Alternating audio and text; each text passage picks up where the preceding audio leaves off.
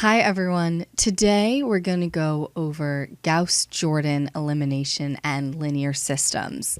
You might have learned in your algebra classes that we can solve linear systems in a variety of ways. There's elimination, there's substitution, but what happens when those linear systems get too big?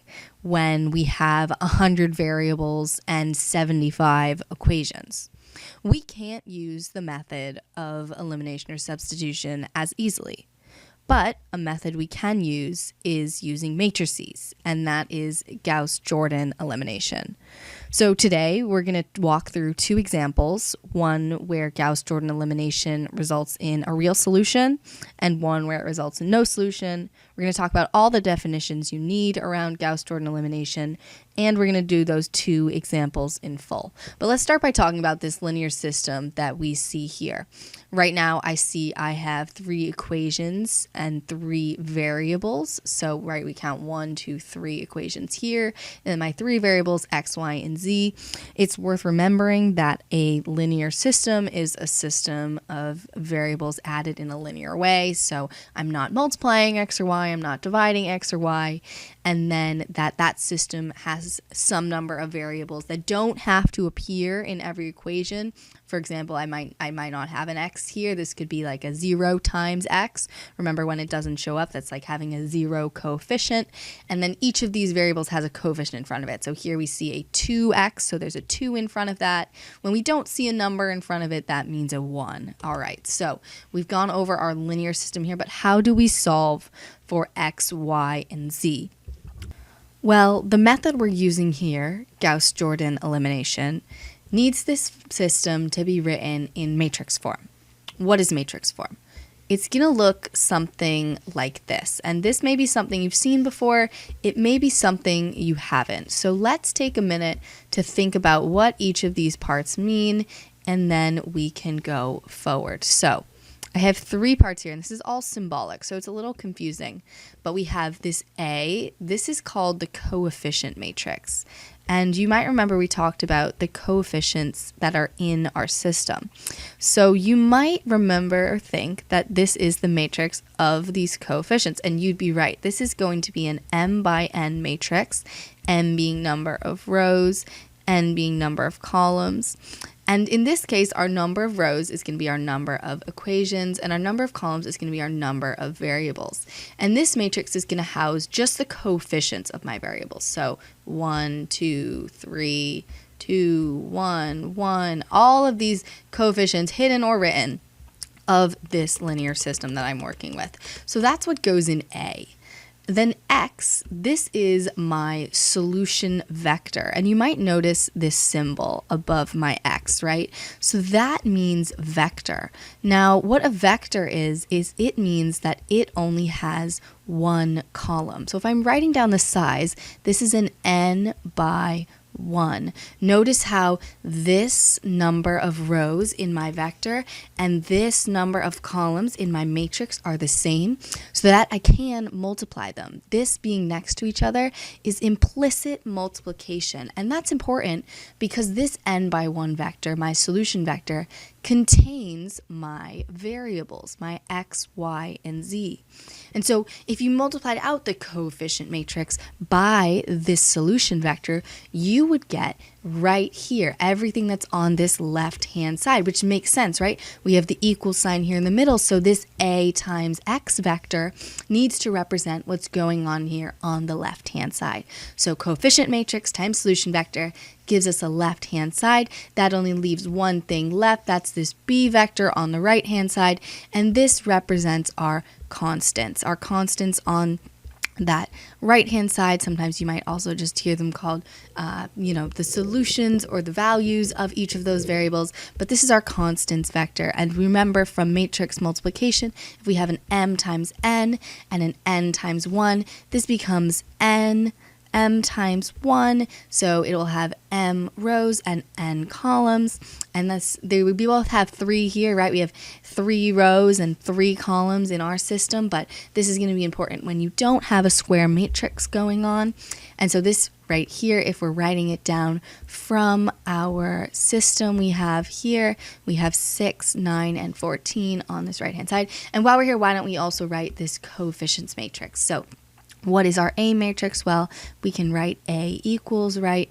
And then this is going to be a 3 by 3 matrix, like we said, right? We have 3 rows, 3 equations, and 3 columns, 3 variables. So we write down the coefficient of this first x is a 1, the first y is a 1, the first z is a 1. Let me just close this matrix on the right-hand side. Let's do our second equation. We have 2, 1, 1, so 2, 1, 1. And then we have our final, so we have 1, 2, 3. So 1, 2, 3. Awesome. So now we've written down the 3 parts of this, and this is now how we write this linear system in matrix form.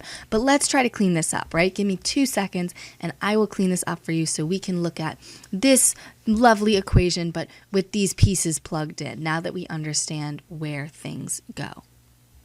All right, so here it is all cleaned up on this left-hand side. We have our A matrix, remember our coefficient matrix. We have our X vector representing our desired solution. These, we want to know the values of X, Y, and Z in our system. And then on the right-hand side, we have that B vector. These are our known values. We know that 1x plus 1y plus 1z has to be 6. And if we have 2 x's and 1y and 1z, it has to be 9. We want to know what X, Y, Z makes all of these possible altogether. And it's worth noting here that we'll go over some more definitions about what happens when that X, Y, Z doesn't exist. But for now, this is how we write any system, whether it has a solution set or not. This is how we write it out in matrix form. Now I want to introduce another part of matrix form which is important, which is called the augmented matrix. And now what this means is it's just a cleaner and faster way to write out this system. So while A times X equals B is pretty clean already, right? There's another way to write this that is even faster. And that is because this XYZ, it's not doing anything for us. These are values that we don't know, that we want to know the answer to, and we don't have anything here. These are just variables right now. So the augmented matrix is written out as A, and then a dotted line, and then our B vector. So what this means is we just take our matrix A, we write it on the left-hand side of this augmented matrix held inside these brackets. The dotted line represents our equal sign here, and then we have our B vector on this right-hand side. So what we want to do here is we just want to take our A matrix and our B vector, and we want to write them out in this form. So let's do that quickly here, and then we will use that. And just note I'm erasing it so I can fill in the numbers. So we want our A matrix on this left-hand side. So we go 2, 1, 1, 1, 2, 1, 1, 3, and then I bring back that dotted line. Remember, this dotted line is representing that there is an equal sign between these values. And what we're doing here is we're omitting those values, those X, Y, Z values that we don't know, but we're going to pretend they're still there. So this augmented matrix that I'm writing right now means the exact same thing as that way we wrote it before, but now it is just allowing us to write AX equals B as A dotted line representing the equal sign B, and these two here are equivalent, right? So these are equivalent. Awesome. Okay, so now that we've understood how to write something in an augmented matrix, we are finally ready to begin the steps of Gauss Jordan elimination. But before we get to those steps, there's a couple quick definitions we need to talk about. So let's look at those definitions now. Okay, so here are those important definitions. These are definitions that we are going to need before we carry out Gauss Jordan elimination, which happens from this augmented matrix. So the first definition we want to talk about is a leading variable. And a leading variable is the first non-zero entry in a matrix row. So if I'm looking here, let's look at this matrix, right? This is an augmented matrix, but it is still a matrix. Let's look here, the first non-zero entry in a row. So let's look at this first row here. This is the leading variable, right? It's the first non-zero entry because I don't have a zero entry in this row. If we're looking at that second row, again, we can do the same thing, try to identify the leading variable. You're right, that leading variable is that 2, again, because we have no zeros in this row. And then that third row here, the leading variable would be the 1. So leading variable is something we're going to use as we go through the next process, Gauss Jordan elimination. So just important to know the leading variable is the first non-zero entry. But if I had, for example, let's look at a matrix. Let's look at a 2 by 2 matrix, right? The leading variable in this first row is this 2 because there's a 0 in front of it, but the leading variable here is in the first column and it's a 1. All right, so now that we understand what a leading variable is, let's go on to that second definition. And this is one of the ones that I had brought up that we were going to talk about before, but now I think we're ready. This is a consistent system, and this is a type of linear system. Remember, this is a linear system. A linear system is any set of equations, more than one, with any number of variables in it, also more than one. So a consistent system means it has a solution. That means in the end, I'm going to have number values for x, y, and z that make this true. But sometimes, as we've seen with some systems, when we've solved them in other ways, we end up with either no solution, so 0 sets of x, y, and z that make this true, or an infinite number of solutions, meaning there are infinitely many sets of x, y, and z that will make this true. So every time you solve a linear system, you need to know whether it will be consistent. Consistent means it has a solution. When it doesn't have a solution, we say it is inconsistent. And you should note that like with any other linear system, our options are 0, 1, or infinitely many solutions. If you have 3 solutions, you have infinitely many solutions. And as we get more into linear algebra, we will begin to understand why that is true. And with consistent, we will see an example of both a consistent and an inconsistent system. The last thing I want to talk about here is RREF. And I know that's really odd, but it's because it's a really long name. RREF stands for Reduced Row Echelon Form. And if you're wondering how it's spelled, everything is spelled normally, and echelon is spelled like this. Echelon, E-C-H-E-L-O-N,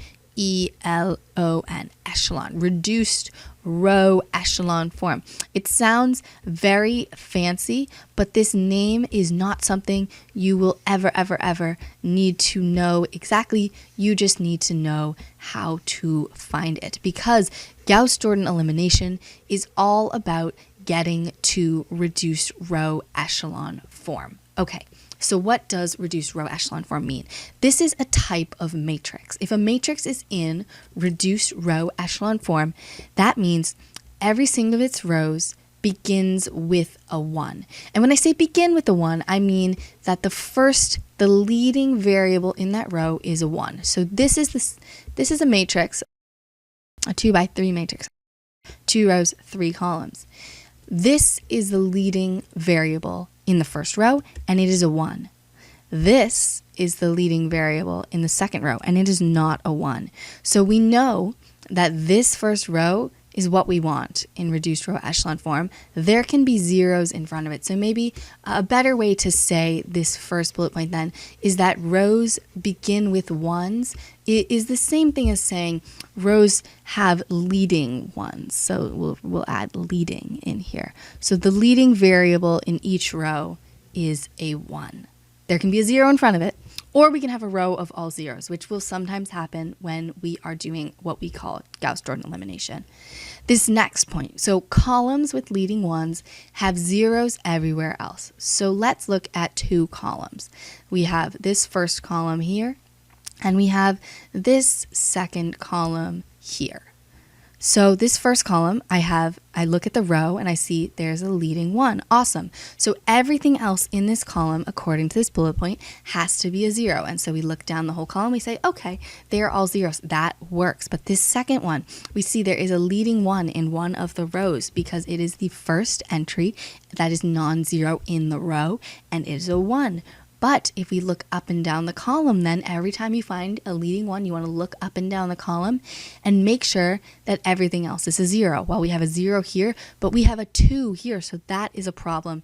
And so this is, again, not allowed in reduced row echelon form. We would need to make that 2 into a 0 using Gauss Jordan elimination. The last thing to note is that leading ones are ordered like a staircase. So if we're looking at a square matrix, this is an example of a matrix in reduced row echelon form. So I have leading one, leading one, leading one. Everything else is a 0, and you can see that they look like a staircase, right? So you go in every time you have a new leading one. This is also maybe the same thing as saying that this lower half triangle of the matrix is all 0s. Now, another way this could have looked, if you just reorder the rows, remember you can reorder the rows of a matrix, just all, not making, that doesn't make any sort of major changes most of the time. This is not reduced row echelon form because we don't see that same staircase that we saw here, right? So in this first example, we see, okay, the leading ones form a staircase, right? But here we go. First row, and then that I don't see a staircase here, so that is not reduced row echelon form. So our goal is to make it look like that first matrix.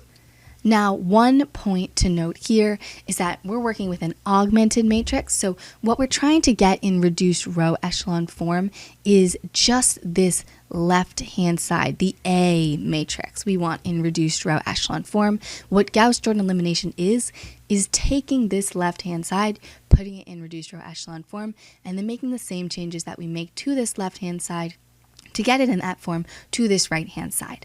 And so that taking this augmented matrix and making the left-hand side into reduced row echelon form is Gauss Jordan elimination. All right, so I want you to remember this definition of reduced row echelon form, and now we are going to apply it to our augmented matrix. So let's clean this up. All right, my friends, we are now moving our augmented matrix up to this left-hand side, and we are ready to begin Gauss Jordan elimination. So remember, our goal here is to get this left-hand side in reduced row echelon form. The first thing I want to do here is I want to label my rows. So this first row, row 1, this second row, row 2, and this third row, row 3. You want to start by anchoring on row 1. And so I'm going to look at this first row, and I want to look at this first bullet point. All rows begin with leading ones as the first element. So I'm going to make this one a leading one, which means that the column with the leading one has to have 0s everywhere else.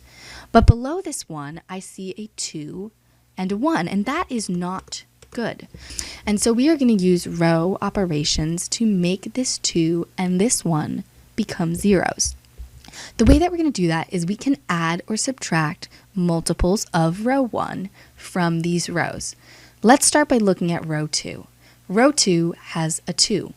If I were to subtract row 1 element-wise, so this element subtracting into this one to this one, this one to this one, and this one to this one, if I was to subtract those, to get rid of this 2, I would want to take my original row 2, and I would want to subtract 2 times row 1.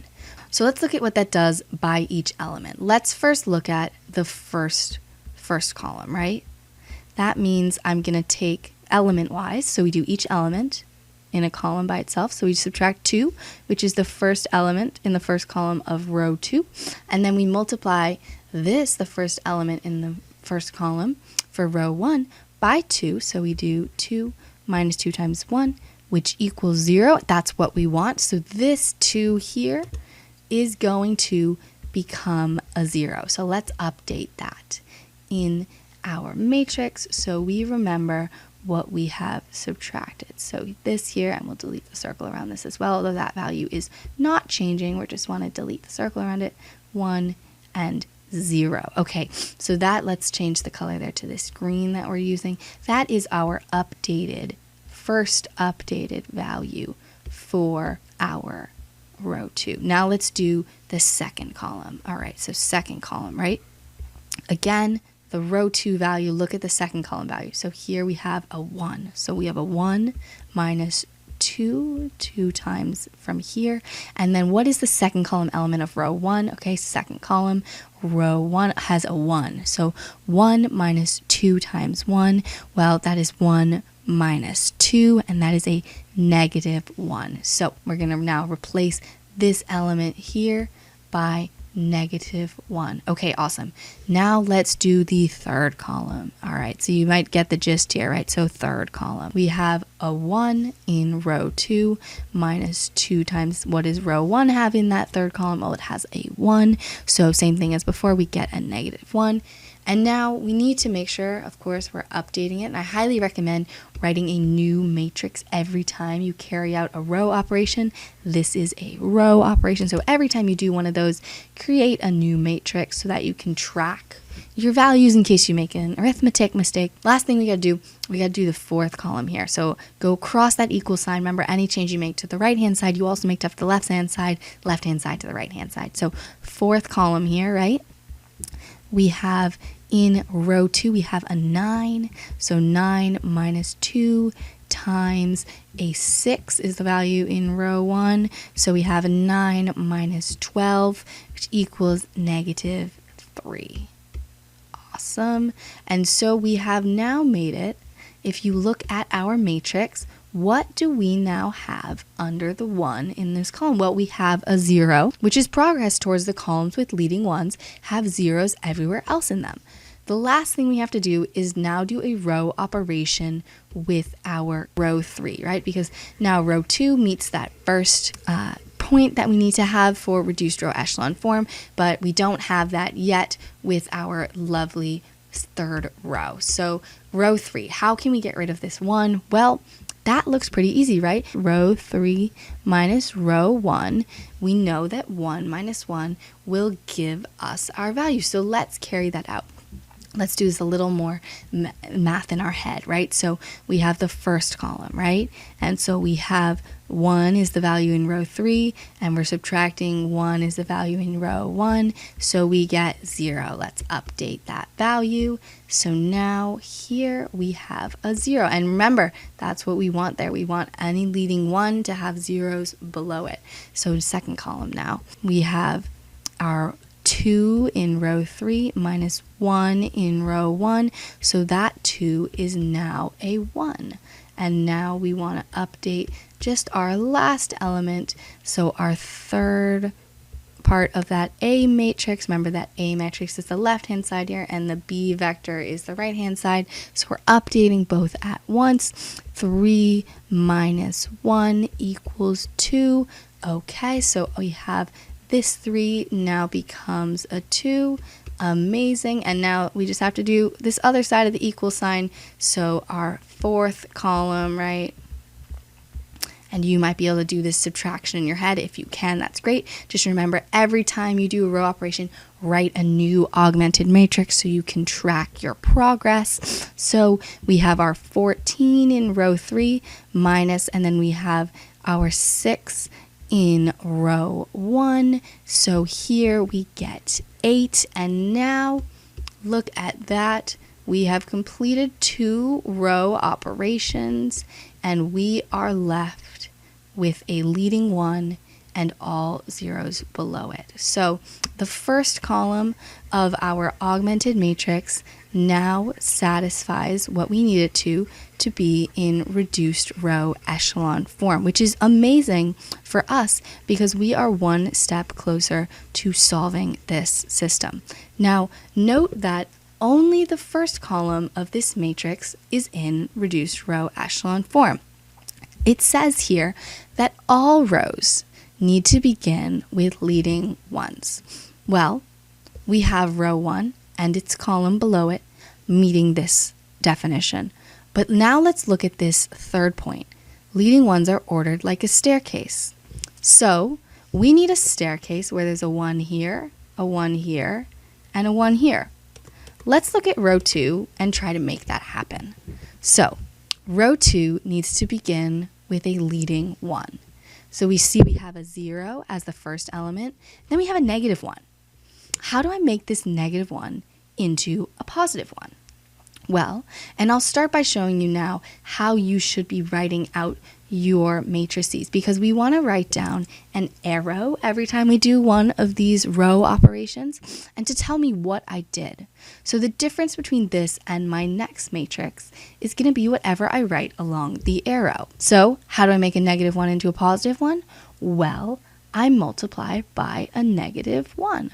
So what I'm going to do between this matrix and the one I write below is I'm going to multiply row 2 by negative 1. So let's rewrite our matrix now, changing nothing else except for multiplying row 2 by negative 1. And let's find out what we get. So we multiply 0 by negative 1, we get 0. 1 by negative 1, we get 1. Negative 1, we get 1. Negative 3 times negative 1, we get a 3. And we do nothing to the third or the first row. So these just stay the same. And now you can see I've written out another one of my matrix. I've told you what the difference between the two of them is. We can bring back our labels just so we know which row is which. And now we have a leading 1 in our second row. But we have hit another problem, because columns with leading 1s have to have zeros in the rest of the column, and that is not the case here or here. So just like we did before, we have to carry out row operations to zero out those two values. And we're going to do this now using row operations, but using these arrows. So what change do we have to make to row 1 to make this element a 0? Well, row 1 has a value of 1 here, and so does row 2. So I can just subtract row 2 from row 1. Notice that we are using multiples of the row with the leading 1 and subtracting them from our other rows. Your anchor row will always be the row that has the leading 1 in it. So you can think of this as an anchor. That anchor row is the row that you will add or subtract multiples of from the other rows. You do not want to do, row 1 minus row 3. Even though that would get you somewhere, you would get a 0 in this row 1 spot. It's not going to help you towards reduced row echelon form in the quickest way. So you always want to make sure you are adding or subtracting a multiple of your anchor row. So here, what does that give us? Let's see. So row 1 minus row 2. So we're going to take a 1 here and subtract a 0. That's not going to change. We take a 1 and subtract a 1. That gives us a 0. And we take a 1 and subtract a 1. That gives us another 0. Then on this side of the equal sign, we see we take a 6 and we subtract a 3. And so we get a 3. We made no changes to our second row, and we made no changes to our third row. Amazing. Okay, so we now are one step closer to meeting this reduced row echelon form. Now we have to get rid of this one. And so here I want to bring you all the way up to the top of this page. Let's get a nice arrow going because we are running out of space. And let's, along this arrow, talk about what our next row operation is going to be. So we know it's going to affect row 3. You always write the row it's affecting first.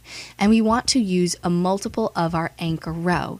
So if I have a 1 here and I want to get rid of it, I again only have to subtract 1 of row 2 from it. And so let's see where that leads us. And just for space wise, I'm going to rewrite this on the upper part so we know where we're talking about, right? Awesome. Okay, so we want to take row 3 and we want to subtract row 1. What does that give us? Let's see that matrix. So we want to subtract row 2. See, don't want to make that mistake. That would not give us anything helpful because row 1 is not our anchor row. Row 2 is. So we make no changes to row 1. Awesome. Now we are making no changes to row 2. But row 3, we're subtracting row 2. So 0 minus 0 gives us nothing. 1 minus 1, we get a 0. That's what we want. And then 2 minus 1, we get a 1. Amazing. So make sure we also do this side. We get an 8 and we get awesome, and we get a 5. Okay, so we now have a leading 1 here, starting to look like a staircase, and we have zeros above and below it. The last thing is this last row. Let's look at this last row. It has a leading 1 as the first element. That is perfect. But we do see that up here, this 1 is not a 0. And remember, columns with leading 1s must have zeros everywhere else. So we need to make one more change. We need to take our new anchor row, which is row 3, and we need to subtract it from row 2. So notice that our anchor row has changed because the row with the leading 1 that we're working with has changed. So now this is our last operation here. Row 1, no changes, right? So we just write it down. Row 2, we made some changes. 0 minus 0, we get nothing. 1 minus 0, it stays a 1. And then 1 minus 1, we get a 0. And then here we see we're going to do row 2 minus row 3. So 3 minus 5, we get a negative 2. And then we 0, 0, 1 because we made no changes to row 3. And we get a 5. Now let's check that this left-hand side is in reduced row echelon form. Do all rows begin with leading 1s as the first non-zero entry? This first row, yes. This second row, yes. And this third row, also yes. Now, do all columns that have leading 1s? Here, because it's a square matrix, all of our columns have leading 1s. Do they have zeros everywhere else in that column? This column, yes. This column, yes. And this column, yes. Remember, we are only looking to make this left-hand side reduced row echelon form. So over here, we don't really care what's happening as long as we made the right changes. And are all leading 1s ordered like a staircase? I'm seeing a staircase here. So we are now in our desired reduced row echelon form. This is it, my friends. This is what we are looking for. Now, the last thing you have left to do is solve for x. But where is x? Where is this? I don't see this. Well, let's rewrite this and find it. All right, I've cleaned it up. Here is what we got at the end of those Gauss Jordan elimination steps. Now, we wanted to solve for x. Remember that this form here is an augmented matrix. So this is A and B, right? Well, we've told ourselves earlier that that is the same thing as AX equals B. So what if I took this augmented matrix and wrote it back in this matrix form to understand where the X is here? So let's do that, right? So our new A here is looking like an identity matrix, which you'll remember maybe from matrix algebra, and that is because reduced row echelon form for square matrices is the identity matrix. But look at that. Because we have our solution vector here, we now have our solutions back. And you might remember before that A matrix, that's a coefficient matrix. It gives us the coefficients of each of these variables. So if I were to carry out the matrix multiplication here, remember that matrix multiplication, I multiply the first row by the column. If I did out the matrix multiplication, I get 3 rows. I get an X, a Y, and a Z. Because remember, identity matrix times something gives itself. So we'll get 1 times X, 1 times Y, and 1 times Z in each of the rows. Now, what do we have here but something that looks like the solution set? So, what we've seen is that an augmented matrix tells you the values of your variables. You can multiply them out. You can, especially if this is not the identity matrix, you might get something like X plus 3Y in this first row here, and then you can solve for X using your normal substitution. But here now we've been able to find what the solution is. Now let me recap that.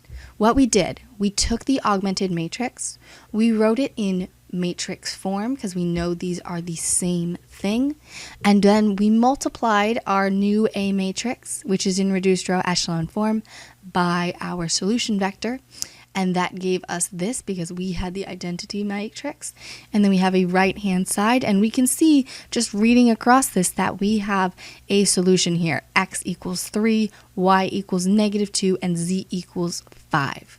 So we have solved this, and it's worth noting that this system has a solution. So this is a consistent system, and we have now solved our system.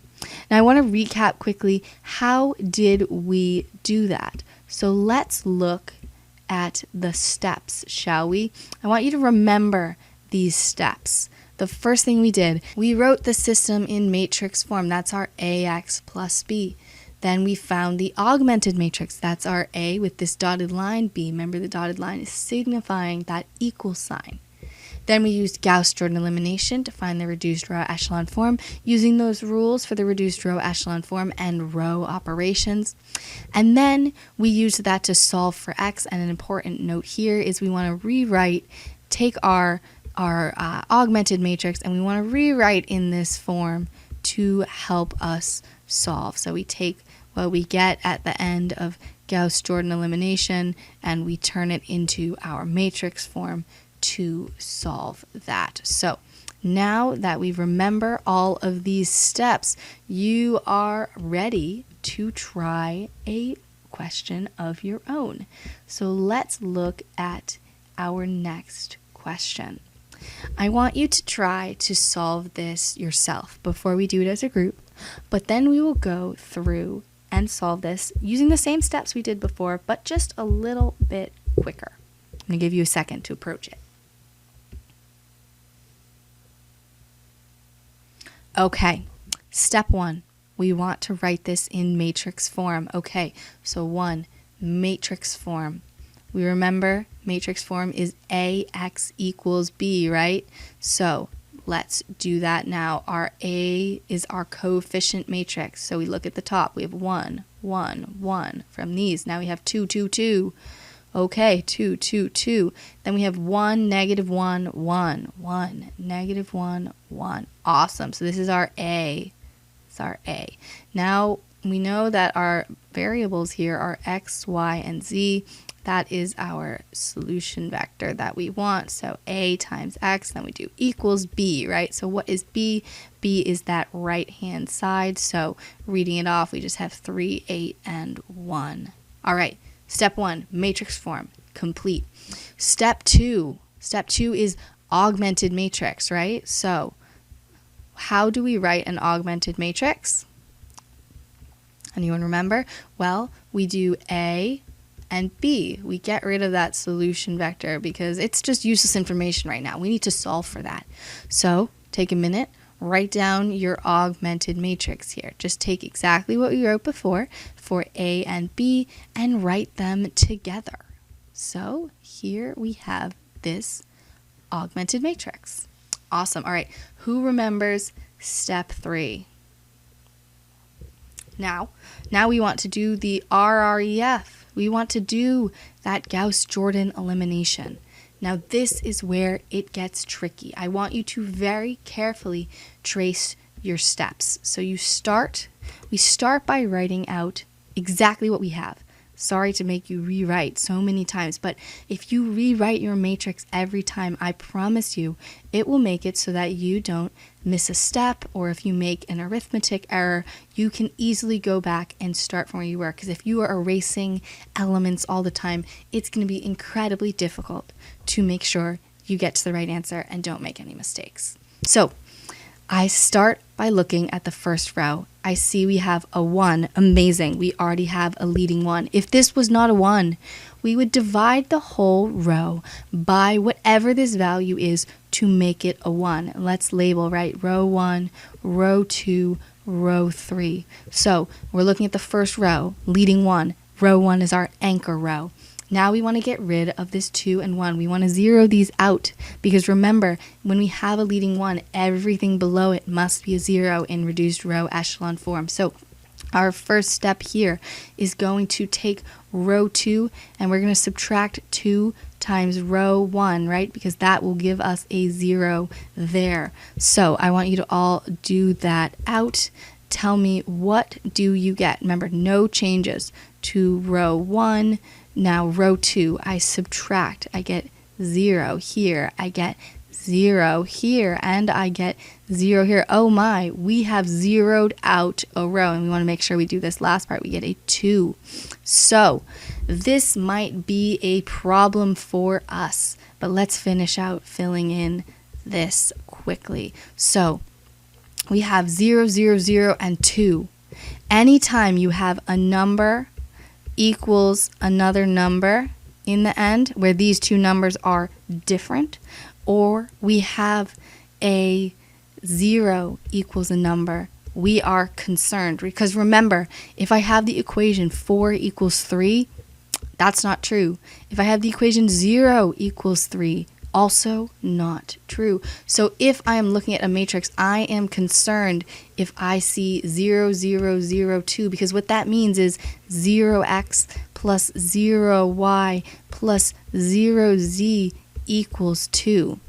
How can that be possible? Because this left-hand side will equal 0. So we will get 0 equals 2, which remember is one of those two cases I just showed you. A number equals another number, or 0 equals another number. Those are both not true. So this middle row, this elimination we've just done, can't possibly be true. And when you get something like that, whether it's in this first elimination, we got lucky here in the first row operation, or all the way at the end, you end up with a row of zeros that does not have a 0 on the right-hand side. Now, if this 2 was a 0, right? 0y plus 0z plus 0x, that is okay. It can equal 0. It should equal 0. But because it does not equal 0, we know we have a problem. And so this, if we remember back to our definitions, is going to be an inconsistent system. We don't need to go any further because we know there is no solution set x, y, and z that will satisfy this row, meaning that this linear system has no solution, and therefore we have finished solving and we can write this out. Now I want to quickly note that we may have gotten this on a later elimination. If you get all zeros on the left-hand side equals a number, remember that's the same thing as writing ax equals b, and we can't have 0x plus 0y plus 0z equals a number. And so I want you to keep your eye out for inconsistent systems where we get no solution.